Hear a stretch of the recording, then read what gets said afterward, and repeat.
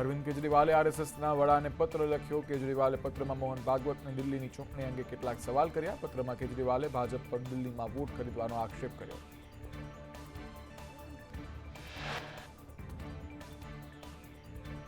આ સાથે જ કેજરીવાલે ભાગવતને સવાલ કર્યો છે કે શું આરએસએસ વોટ ખરીદવાનું સમર્થન કરે છે. આ ઉપરાંત ઝૂંપડપટ્ટીમાં રહેતા લોકોના વોટ કાપવાનો પ્રયાસ કરવાનો પણ કેજરીવાલે ભાજપ પર આક્ષેપ કર્યો.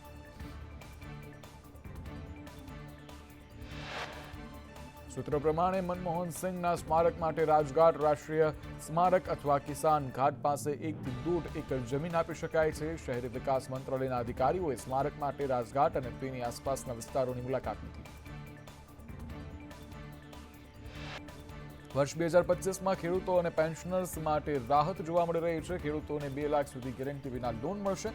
સરકારે ગેરંટી વિના લોનની રકમમાં વધારો કર્યો છે. ઈપીએફઓના પેન્શનર્સ એટીએમમાંથી નાણાં ઉપાડી શકશે. લખનૌની હોટલમાં ખેલાયો ખૂની ખેલ. અરશદ નામના યુવકે પરિવારના 5 સભ્યોને મોતને ઘાટ ઉતાર્યા. આરોપી અરશદે 4 બહેનો અને માતાની કરી હત્યા. કૌટુંબિક વિવાદના કારણે પુત્રએ હત્યાકાંડ આચર્યો હોવાનું અનુમાન. પોલીસના જણાવ્યા અનુસાર મૃતકની ગરદન અને કાંડા પર ઈજાના નિશાન છે. 5 લોકોને તેમના ભોજનમાં નશીલો પદાર્થ અપાયો. ત્યારબાદ પરિવારના 5 લોકોની હાથની નસો કાપીને હત્યા કરાઈ. આગામી 5 દિવસ વાતાવરણ સૂકું રહેવાની હવામાન વિભાગની આગાહી. ઉત્તર પૂર્વથી પૂર્વ તરફના પવન ફૂંકાઈ રહ્યા છે. ત્યારે અમદાવાદમાં 15.4 ડિગ્રી તાપમાન નોંધાયું. ગાંધીનગરમાં 14.5 ડિગ્રી તાપમાન નોંધાયું.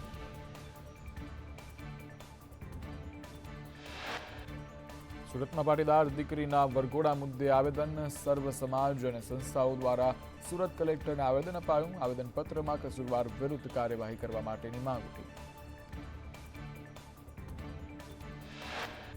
લેટરકાંડમાં પાટીદાર સમાજની દીકરીનું સર્કસ કાઢતા કોંગ્રેસ નેતા લલિત કગથરાના સરકાર પર પ્રહાર. ચમરબંધીઓના સર્કસ નીકળતા નથી. કુંવારી દીકરીઓના સર્કસ કાઢવામાં આવે છે. ભૂપેન્દ્ર ઝાલાનું સર્કસ કાઢો તો ખબર પડે.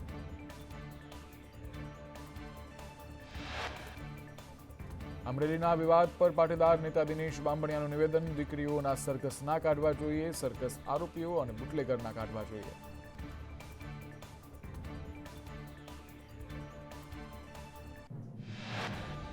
અમરેલી બનાવટી લેટરકાંડ મામલે પ્રદેશ મહિલા કોંગ્રેસ પ્રમુખ પાયલ ગોટીને મળ્યા.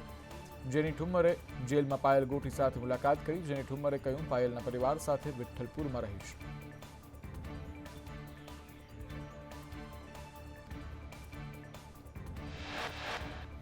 પાટીદાર દીકરીના સરઘસ મુદ્દે પાટીદાર અગ્રણી અલ્પેશ કથિરિયાએ કહ્યું, દીકરી આંતરિક રાજકારણનો ભોગ બની. અમે દીકરીને જેલમાંથી સન્માન સાથે પાછી લાવીશું. દીકરીનું નામ એફઆઈઆરમાંથી નીકળે તેવા પ્રયત્ન કરીશું.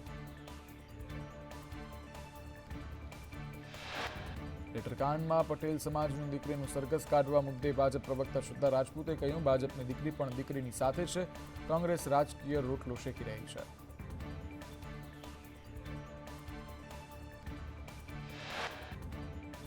સુરતમાં પાટીદાર દીકરીના સરઘસ મુદ્દે ધારાસભ્ય મહેશ કસવાલાએ કહ્યું, વિધાનસભામાં નાયબ દંડક કૌશિકભાઈને બદનામ કરવાનું ષડયંત્ર. બહેન દીકરીની મર્યાદાને સમજીએ છીએ. ગેરસમજ ફેલાવવામાં આવી રહી છે.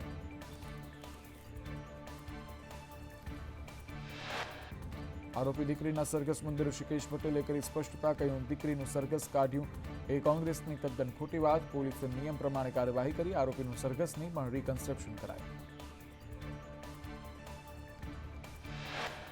અમરેલીમાં બનાવટી લેટરકાંડ મુદ્દે સાંસદ ભરત સુતરિયાએ કહ્યું, કોંગ્રેસ સમાજના નામે રાજકારણ કરે છે. રાજકારણને વચ્ચે લાવવાની જરૂર નથી. કાયદો કાયદાનું કામ કરશે.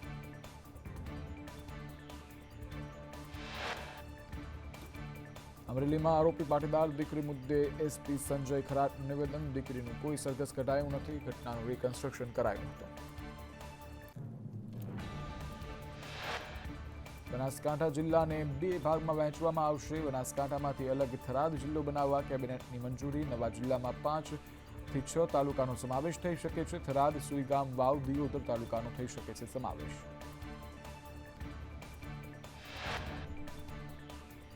મૂળ બનાસકાંઠા જિલ્લામાં 7 તાલુકા રહેશે, જેમાં પાલનપુર, વડગામ, દાંતા, અમીરગઢ, દાંતીવાડા, ડીસા અને ધાનેરા બનાસકાંઠામાં રહેશે.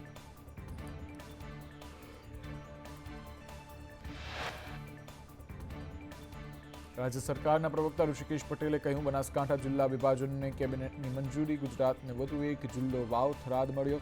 જિલ્લાનું વડું મથક થરાદ હશે.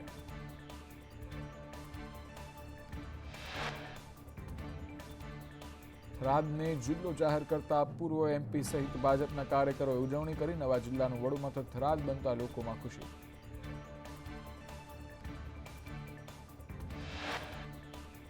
બનાસકાંઠા જિલ્લા વિભાજન મુદ્દે ભાજપ પ્રમુખ કીર્તિસિંહનું નિવેદન સામે આવ્યું. કહ્યું, નવો જિલ્લો બનાવવા માટે માંગ થઈ રહી હતી. નવા જિલ્લાથી વહીવટી કામકાજ સરળ બનશે. બનાસકાંઠાની જનતા તરફથી સરકારનો આભાર.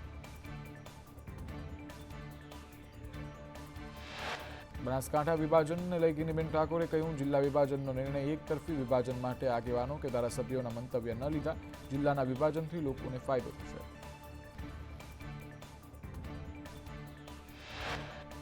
વાવ થરાદને જિલ્લો જાહેર કરતા કોંગી નેતા ગુલાબસિંહ રાજપૂતે કહ્યું, સરહદી વિસ્તારના પ્રજાજનોને અભિનંદન. મુખ્યમંત્રી ભૂપેન્દ્ર પટેલનો આભાર.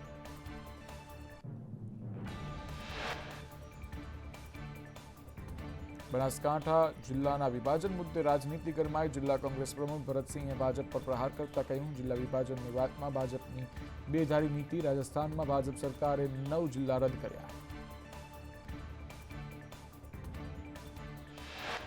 ગુજરાતમાં ભાજપ વિભાજનની વાત લાવી. પાલનપુર જિલ્લા મથક છે, તેનાથી કોઈને ફરક પડતો નથી.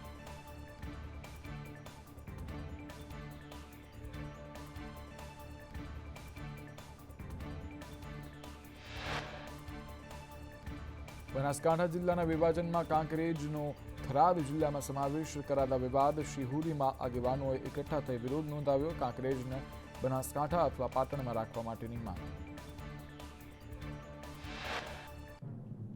રાજ્ય સરકારે નવી મહાનગરપાલિકાને આપી મંજૂરી. મહેસાણા, મોરબી, નવસારી, સુરેન્દ્રનગર, ગાંધીધામ, વાપી અને આણંદને મનપા તરીકે મંજૂરી. નડિયાદ અને પોરબંદરને પણ મનપા તરીકે મંજૂરી.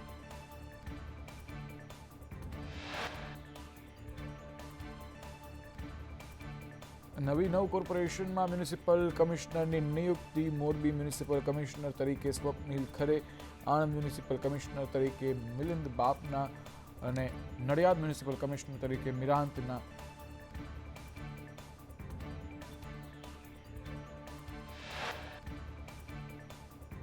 વાપી મ્યુનિસિપલ કમિશનર તરીકે યોગેશ ચૌધરી, મહેસાણા મ્યુનિસિપલ કમિશનર તરીકે રવિન્દ્ર ખટાલે, સુરેન્દ્રનગરમાં મ્યુનિસિપલ કમિશનર તરીકે GH સોલંકી, નવસારીમાં મ્યુનિસિપલ કમિશનર તરીકે દેવ ચૌધરી.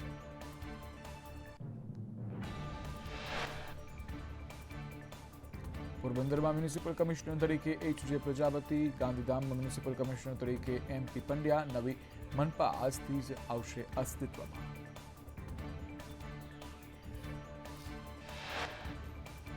હાલ નવી મહાનગરપાલિકાઓમાં નહીં યોજાય ચૂંટણી. મોરબી સિવાયની તમામ નગરપાલિકાઓ ડિઝોલ્વ થશે. હાલની હયાત બોડી રદ કરવામાં આવશે. નોટિફિકેશન જાહેર થયા બાદ વહીવટદાર નિમણૂક કરાશે.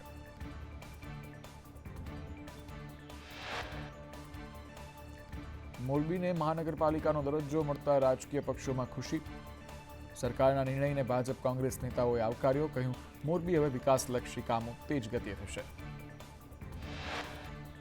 પોરબંદરને મનપા બનાવતા ફટાકડા ફોડી ઉજવણી કરવામાં આવી. જિલ્લા ભાજપે રાષ્ટ્રીય શોક વચ્ચે ઉજવણી કરી. જિલ્લા કોંગ્રેસ દ્વારા ઉજવણીનો વિરોધ કરાયો. રાજ્ય સરકારે નવી મનપાને આપેલ મંજૂરીમાં પોરબંદરનો સમાવેશ. અર્જુન મોઢવાડિયાએ સરકારના નિર્ણયને આવકાર્યો. પોરબંદર મહાનગરપાલિકા બનતા વિકાસના દ્વાર ખુલશે. 9 મહાનગરપાલિકાની જાહેરાત થતા હવે કુલ 17 નગરપાલિકા જે અગાઉ 158 હતી તે હવે 149 થઈ અને બનાસકાંઠામાં 2 જિલ્લામાં વહેંચવાની જાહેરાત થતા હવે કુલ 34 જિલ્લા થયા. સીએમની અધ્યક્ષતામાં યોજાઈ કેબિનેટ બેઠકમાં પૂર્વ વડાપ્રધાન મનમોહન સિંહને આપી શ્રદ્ધાંજલિ. મંત્રીમંડળના સભ્યોએ મૌન પાડી શ્રદ્ધાંજલિ અર્પણ કરી. વિસાવદરમાં નેતાઓના આક્ષેપોથી રાજકારણ ગરમાયું. ભૂપત ભાયાણીના આક્ષેપ બાદ હર્ષદ રેબડિયાએ કહ્યું, હું ખેડૂતોની સાથે છું અને ખેડૂતો સાથે જ રહેવાનો છું. ખેડૂતો મારા માટે બધું જ છે. હર્ષદ રેબડિયાએ વધુમાં કહ્યું, જેનો જેવા વિચારો છો તેવા વિચાર રજૂ કરે. ત્યારે આક્ષેપ પ્રત્યે આક્ષેપ રાજનીતિમાં થતા જ હોય છે. આ કોઈ રાજકીય બેનર નથી, ખેડૂતોનું બેનર છે. ભૂપત ભાયાણીએ હર્ષદ રીબડિયા પર પ્રહાર કરતા કહ્યું, 50,000ના બાઇક માટે 2.5 લાખ લોકોને બાનમાં લીધા. જો મન દુઃખ ન હોય તો પિટિશન પરત ખેંચી લેવી જોઈએ. નસવાડીમાં જનજાગૃતિ કાર્યક્રમમાં ધારાસભ્ય ચૈત્ર વસાવાના સરકાર પર પ્રહાર. સરકાર ભૂપેન્દ્ર ઝાલાનો વરઘોડો ક્યારે કાઢશે? ભૂપેન્દ્ર ઝાલાની મિલકતો પર બુલડોઝર ફેરવો. નસવાડીમાં જનજાગૃતિ કાર્યક્રમમાં ધારાસભ્ય ચૈત્ર વસાવાના સરકાર પર પ્રહાર. સરકાર ભૂપેન્દ્ર ઝાલાનો ક્યારે વરઘોડો કાઢશે?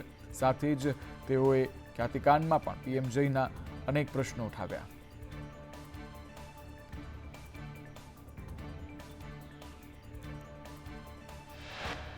ખ્યાતિકાંડમાં અધિકારીઓની સંડોવણીના મુદ્દા પર આરોગ્ય મંત્રી ઋષિકેશ પટેલનું નિવેદન. ગુનેગારો સામે પોલીસને સંપૂર્ણ સત્તા આપી છે. 2023માં એજન્સીએ આરોગ્ય વિભાગને પત્ર લખ્યો હતો. જવાબદારો સામે ટર્મિનેશન સુધીના પગલાં ભરાશે.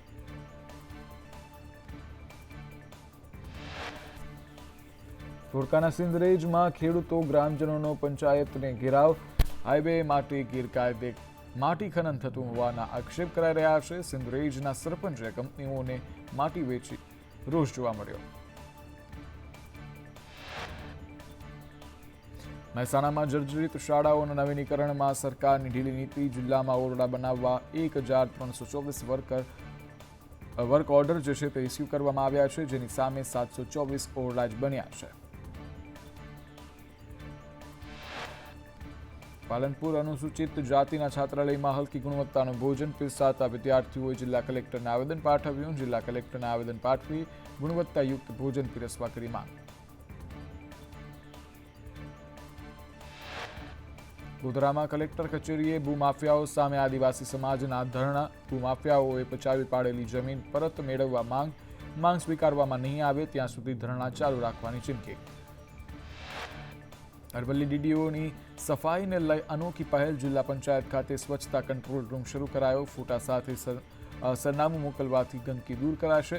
ગંદકીવાળા ફોટા વોટ્સએપ પર મોકલી શકાશે. રાજકોટના વિછિયામાં હત્યાની ઘટનામાં પોલીસની નિષ્ક્રિયતાને લઈ કોળી સમાજમાં રોષ. મહિલાઓએ ચાજિયા લઈ કર્યો પોલીસનો વિરોધ.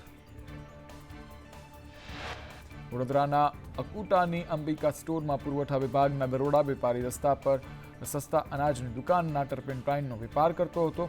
પુરવઠા વિભાગે 73 લીટર ટર્પેન્ટાઇન જપ્ત કર્યું. ભાવનગર સિવિલ હોસ્પિટલ પાસે દબાણ હટાવતા ઘર્ષણ જોવા મળ્યું. ઘર્ષણ બાદ મનપાની ટીમે 5 કેબિનો, 1 લારી કરી જપ્ત. મનપાની ટીમ સાથે દબાણકર્તાનો હોબાળો. રાજકોટમાં વક્ફ બોર્ડના નામે 3 દુકાનો ખાલી કરાવાતા વિવાદ.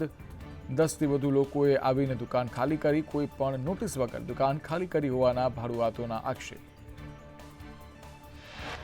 દુકાનો ખાલી કરાવવા મુદ્દે પોલીસે 5 લોકો સામે ગુનો દાખલ કર્યો. ડીસીપી જગદીશ બાંગરવાએ કહ્યું, વક્ફ બોર્ડ દ્વારા ખાલી કરાવવાનો ઓર્ડર જે છે તે અપાયો હતો, પણ દુકાન ખાલી કરાવનારે ગેરકાયદે રીતે ખાલી કરાવી. ઠાકોર મંદિરમાં વિવાદ. મેનેજર જગદીશ દવેએ મંદિરના કર્મચારી પ્રવીણ મહંતને ગાળો બોલ્યાનો આક્ષેપ. કર્મચારી પ્રવીણ મહંત 35 વર્ષથી મંદિરમાં બજાવે છે ફરજ. યજમાને સોનાની પ્રભાવલી અર્પણ કરતા સમયે આ ઘટના બની હતી.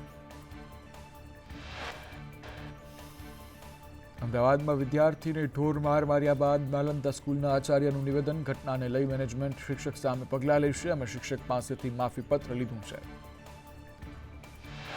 અમદાવાદની નાલંદા સ્કૂલમાં વિદ્યાર્થીને મારવાની ઘટનાને લઈ જિલ્લા શિક્ષણાધિકારીનું નિવેદન. કહ્યું, નાલંદા સ્કૂલ સામે એઈઆઈને તપાસ સોંપવામાં આવી. એઈઆઈ શાળા પર જઈને તપાસ કરશે. સીસીટીવીના આધારે તેમજ શિક્ષકનું નિવેદન લઈ કાર્યવાહી હાથ ધરાશે.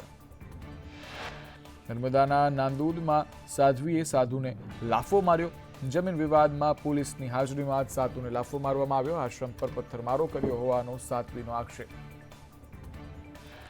મોરબી સિવિલમાં દારૂડિયાએ આતંક મચાવ્યો. વીસી ફાટક પાસેથી દારૂ પીધેલી હાલતમાં મળેલ દારૂડિયાએ સિવિલને માથે લીધું. હોમગાર્ડ હાજર ન હોવાથી લોકોએ સારવાર કરી.